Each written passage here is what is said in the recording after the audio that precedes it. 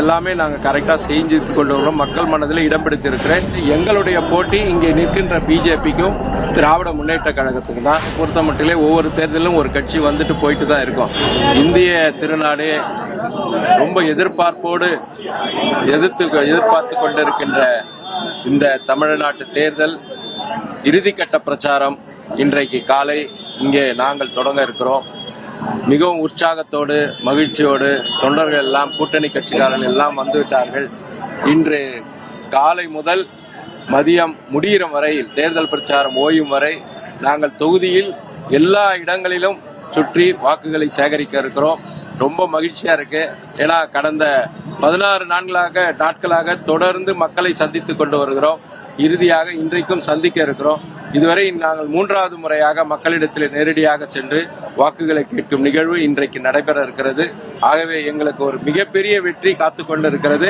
மயிலை தொகுதியிலே மிகப்பெரிய வாக்குகள் வித்தியாசத்திலே மயிலை தொகுதி மக்கள் வெற்றி பெற செய்வார்கள் என்று இந்த நேரத்திலே தெரிவித்துக் கொள்கிறேன். இப்போ இந்த தொகுதியில பாத்தீங்கன்னா கடந்த முறை நீங்க போட்டு இந்த முறை போட்டு வித்தியாசம் இருக்கு இல்லையா? ஏன்னா விஜய் கட்சி வந்துருது, இளைஞர் ஓட்டாங்க அப்படிமா சொல்றாங்க. கடைசி தேர்தல் பிரச்சாரமா இருக்குது. எந்த அளவுக்கு மக்கள் வரவேற்பு தெரிவிக்கிறாங்க, எந்த அளவு வெற்றி சாத்தியமா நினைக்கிறீங்க உங்களுக்கு? இல்ல, மக்களுடைய வரவேற்பை வச்சு சொல்றேன். இங்க திராவிட முன்னேற்ற கழகம் மக்கள் மனதிலே ரொம்ப நீங்காத ஒரு ஆழமான இடத்திலே இடம் பிடித்திருக்கிறது.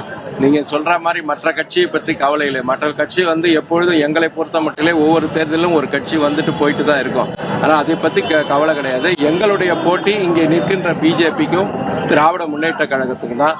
அந்த போட்டியிலே நிச்சயமாக பெருவாரியான வாக்குகள் வித்தியாசத்திலே இங்க மயிலை தொகுதியில வெற்றி பெறுவோம். மயிலாப்பூர் மக்களுக்கு நீங்க சொல்லக்கூடிய கடைசி வாக்குறுதி என்ன? ஏன்னா இப்ப கடைசியா சந்திக்க போறீங்க மக்களை கடந்த 5 ஆண்டுகளிலே மக்களோடு மக்களாக தொகுதி மக்களில் அவர்களில் அந்த குடும்பத்தில் ஒருவனாக இருந்து இந்த மயிலாப்பூரின் முன்னேற்றத்தை கவனித்து அடிப்படை வசதிகளிலிருந்து அதாவது இன்ஃப்ராஸ்ட்ரக்சர்ஸ் கட்டமைப்பு டெவலப் பண்றதுல இருந்து எல்லாமே நாங்கள் கரெக்டா செஞ்சு கொண்டு வரோம். மக்கள் மனதில் இடம் பிடித்திருக்கிறேன்.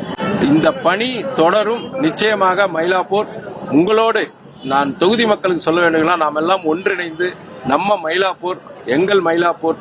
ஆகவே இந்த ஊர் நம்ம பிறந்த ஊர், நம்ம வளர்ந்த ஊர். நிறைய டெவலப்மெண்ட்டை பார்த்துருக்கிறோம்.